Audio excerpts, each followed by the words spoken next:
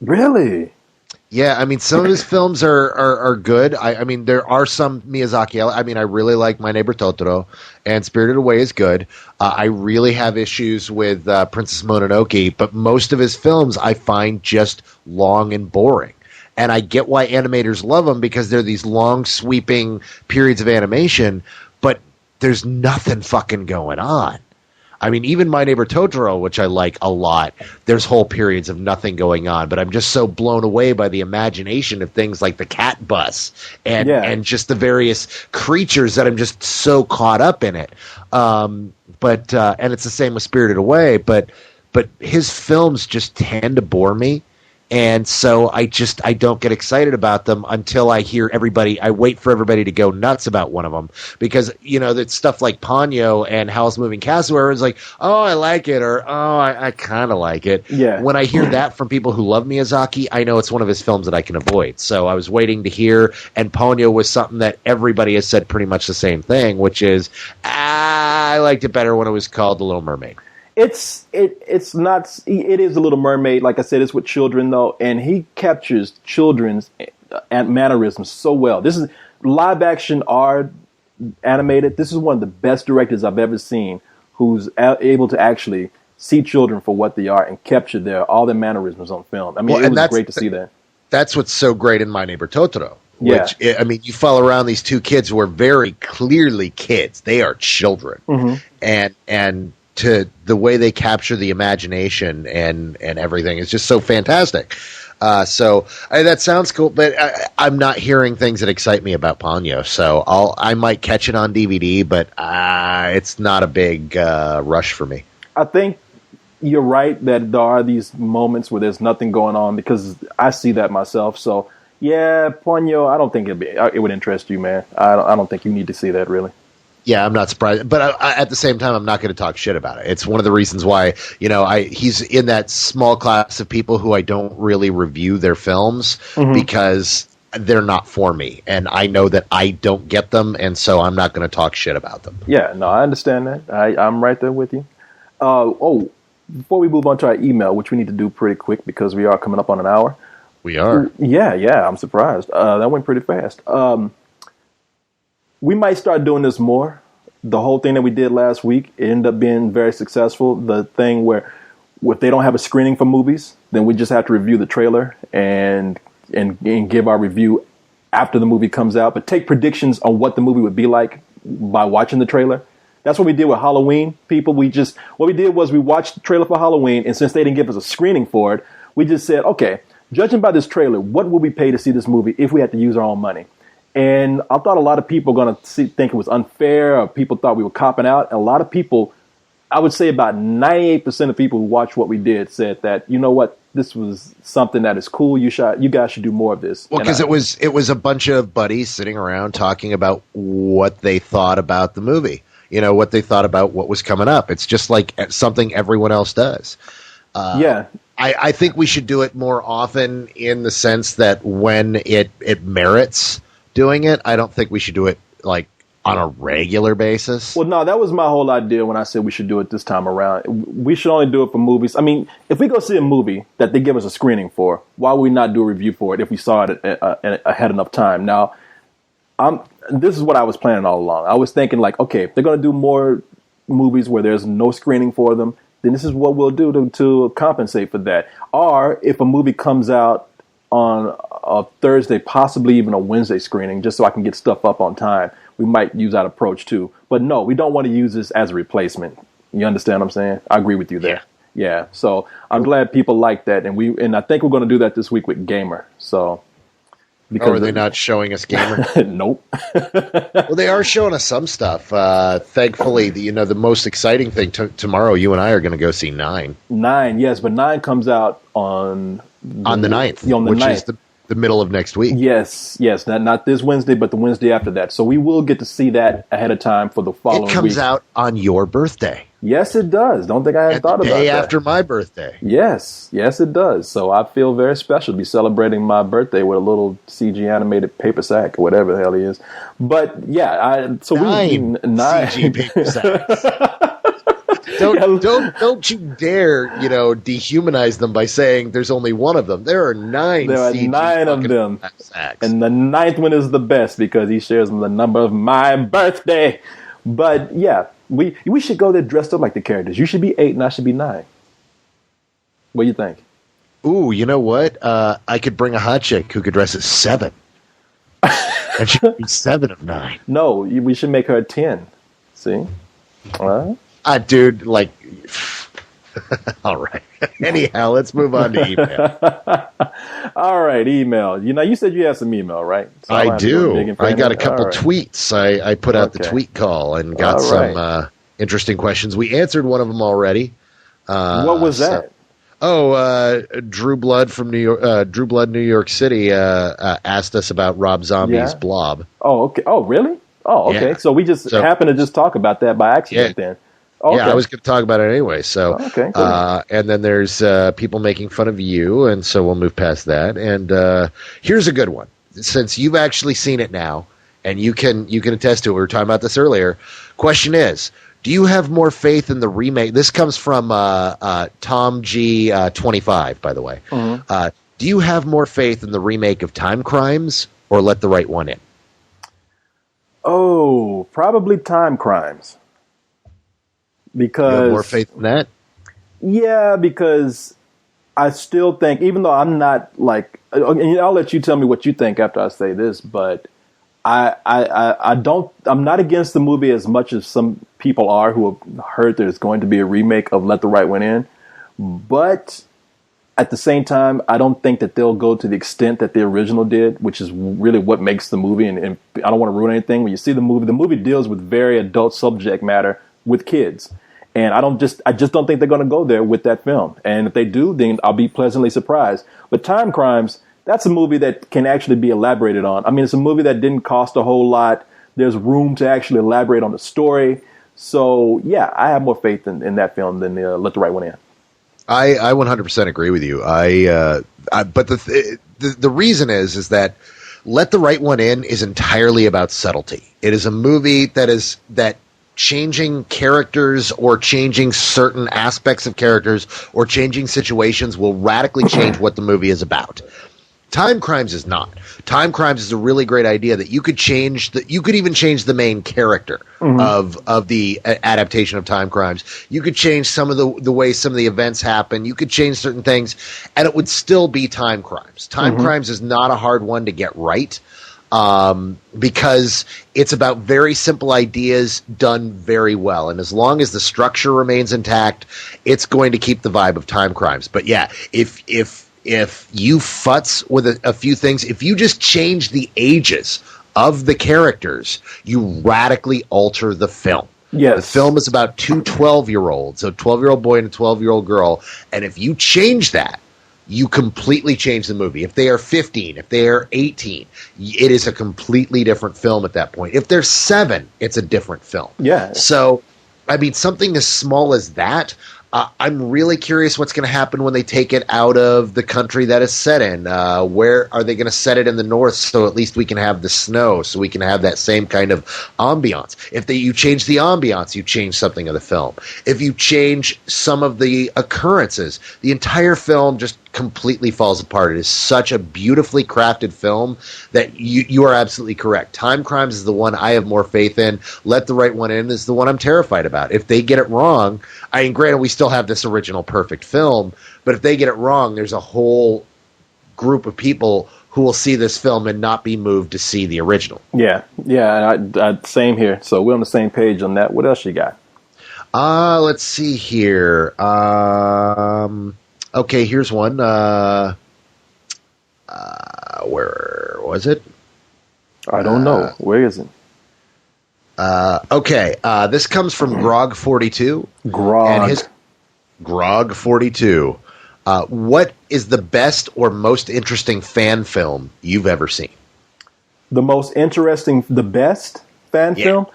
This is going to be a pretty obvious one, but this is the one I saw first, and this is the one that says that as much as I like the film that they've done today, this is one that showed me that it could work against what everyone was saying the reason why it wouldn't work. and that is the movie with Batman fighting the Predator. I forgot what it was called. Batman Dead End. Yes, Batman Dead End. And the reason why I say that that's one of the best fan films, not only did it take a ridiculous premise like Batman fighting the alien and the Predator, that's not even the biggest thing to me. Even though it still worked, it was cool. But what made it work for me is that a lot of people said, you know something, you can't take Batman and have him wear the same suit that we see in the comic books or we see in the animated shows because it just doesn't look as good in live action.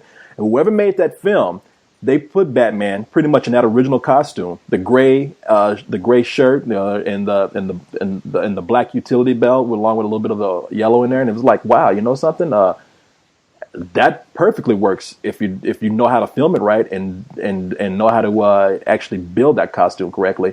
So, and that's one of the best looking Bruce Waynes I've seen too, on film. And I love what they did with Batman, but you know, it's still. It's an interpretation of Batman. It's not directly taken from the source. And this Batman I saw in Dead End was taken from the source and still looked good in live action. You know what? Oddly enough, you took mine. This is of course directed by Sandy Cholera, and he was a special effects guy and a props guy for a long time, and made this really brilliant short film that was the first really great crossover film because it was such a surprise when it happened, and then the ending was such a kicker. This got him his gigs, and as a result, he's got a film that's supposed to come out sometime this year. I don't know when it's due out, called Hunter Prey. What's it about? I know very little about it. There's a trailer for it. I haven't seen it yet. Which I'm probably going to end up watching immediately after this because I was like, yeah, you know what, because Sandy Cholera came to town several years ago. God, it's got to be 5 years ago now. He had just done World's Finest after he did the World's Finest short film after he did Batman Dead End, and he came into town to do zombie makeup for everybody who was going to a premiere here in town. Oh, that was the guy that did that? Yeah, see, and that's the thing is that there was a premiere here in town of a film that very few people had heard of. A few of us had seen it and fallen in love with it, a little film called Shaun of the Dead. And he had the big U.S. premiere here in Austin, and Sandy Cholera came to town to do the zombie makeup. Oh, wow, man. And so he was, at the time, he had a whole bunch of projects on his table, and then nothing came of them. And finally, this is the first, once this idea came up, it's like, oh, hey, it gives me a chance to look up Sandy Cholera and talk about him and Batman Dead End. And I was like, maybe Corey will mention that. And then sure enough, you mentioned Batman Dead End, which, of course, I think is the single greatest fan film of all time. I mean, yeah. when it premiered online, people lost their fucking minds. Yeah. He got the next week, he got 50 scripts sent to him to try to attach him as the director. And unfortunately, what had happened from what I heard was he got very picky and was kind of, he wanted to be very choosy, which one would hope you can do. But then the hype on him dried up rather quickly. And as a result, he, ended up not making a film until now. So what, he got scripts offering to direct the next Batman film? Not Batman. He got scripts from all across the map. He didn't do it specifically to get the Batman gig. He did it to show what he could do, and he got a lot of offers. But his website is hunterpreythemovie.com.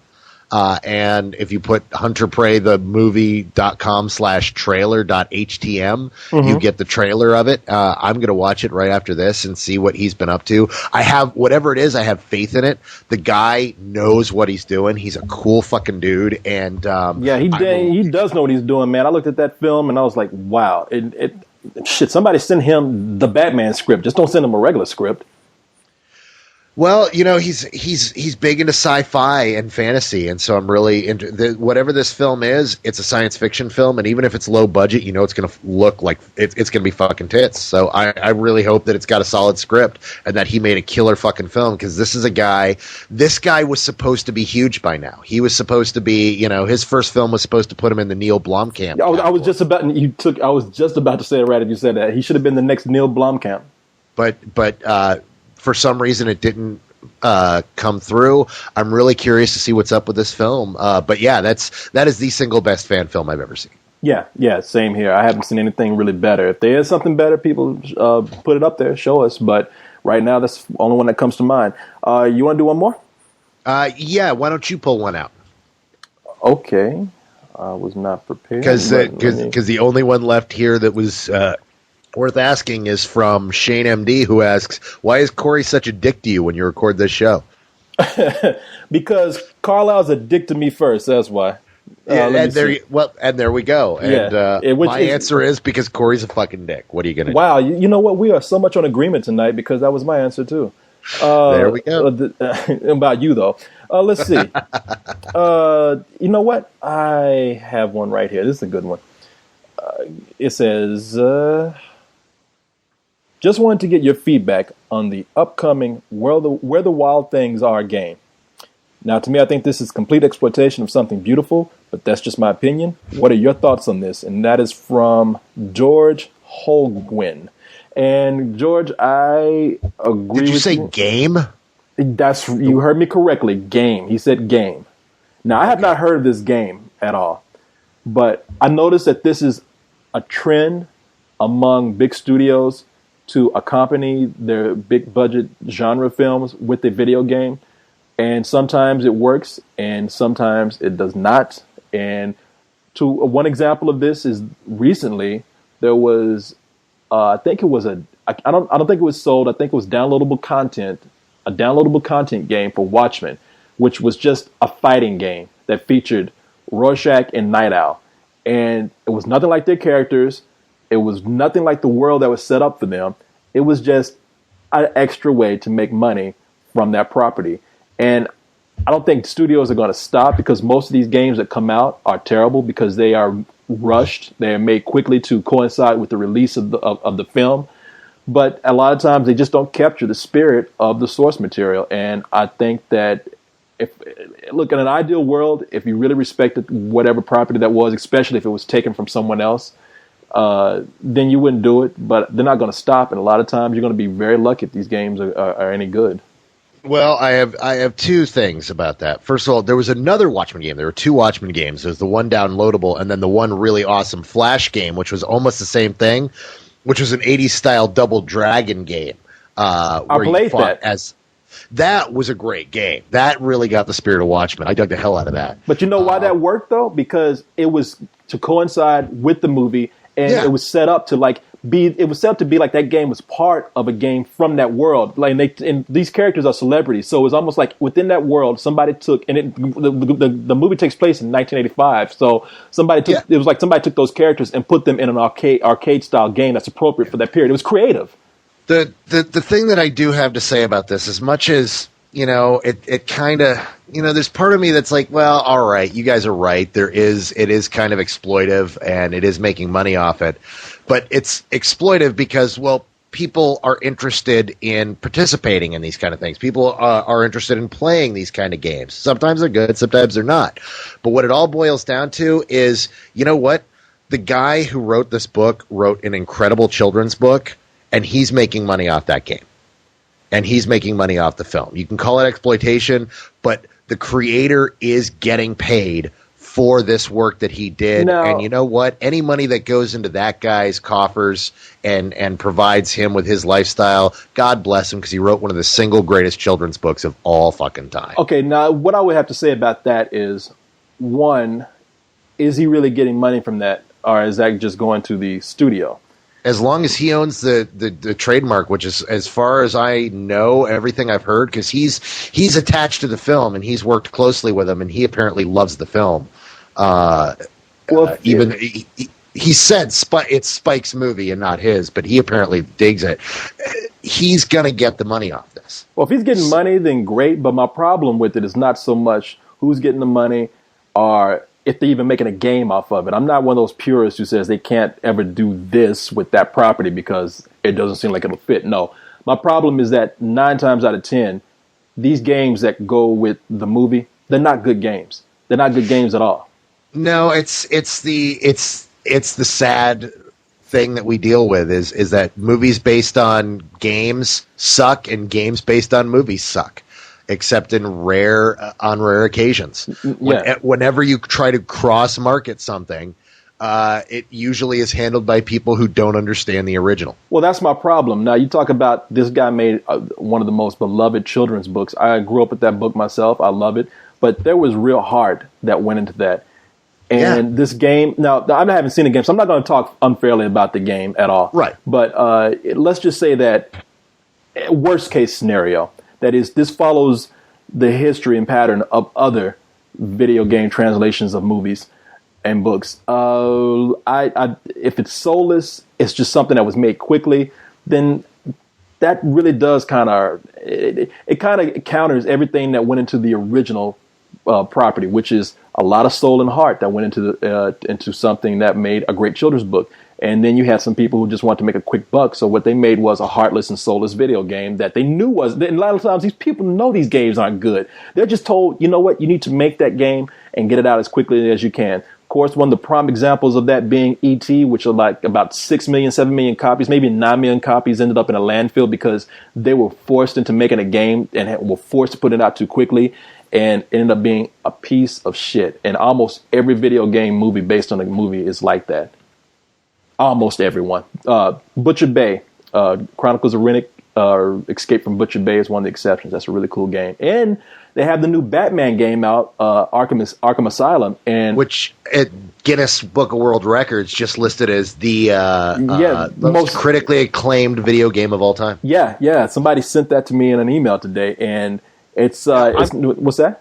I'm going to mention this real quick just for some of our fans who are probably screaming at you right now. I hear the Wolverine game was far better than the movie.